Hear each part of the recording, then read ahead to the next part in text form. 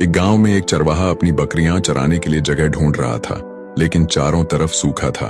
उस इलाके में एक दरिया बहता था, पर कोई उसे पार नहीं कर सकता था। गांव के मौलवी साहब ने जुमे के खुतबे में कहा, जो अल्लाह का नाम लेकर किसी चीज को हुक्म देगा वह उसकी नाफरमानी नहीं करेगी।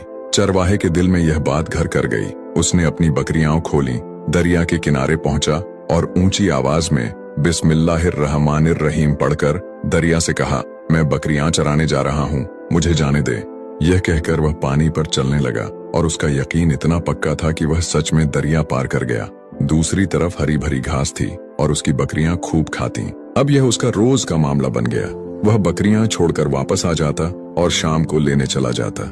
उसकी बकरियां पहले से ज्यादा तंदुरुस्त हो गईं और गांव के लोग हैरान थे कि वह क्या खिलाता है। जब उन्होंने पूछा तो चरवाहे ने सच बता दिया। किसी ने यकीन नहीं किया, लेकिन बात मौलवी साहब तक पहुंची।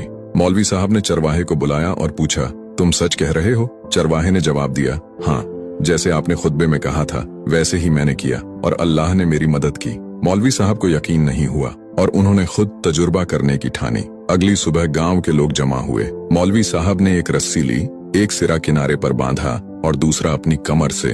उन्होंने बिस्मिल्लाह पढ़कर पहला कदम रखा, लेकिन जैसे ही पानी पर पांव रखा, धड़ाम से गिर पड़े। पानी उन्हें बहाने लगा। लोग घबरा गए और मुश्किल से उन्हें बाहर निकाला। चरवाहा परेशान था कि मौलवी साहब की बिस्मिल्लाह ने काम क्यों नहीं किया। उसने दोबारा बिस्मिल्लाह पढ़ा और अपनी बकरियों को इशारा किया। वे आराम से दरिया पार कर गईं। लोग चरवाहे को वलीउल्लाह, अल्लाह का दोस्त, समझने लगे, लेकिन वह सीधा मौलवी साहब के पास गया और कहा, मौलवी साहब, आपकी बिस्मिल्लाह में बीमारी थी। मौलवी साहब चौंक गए। कैसी बीमारी?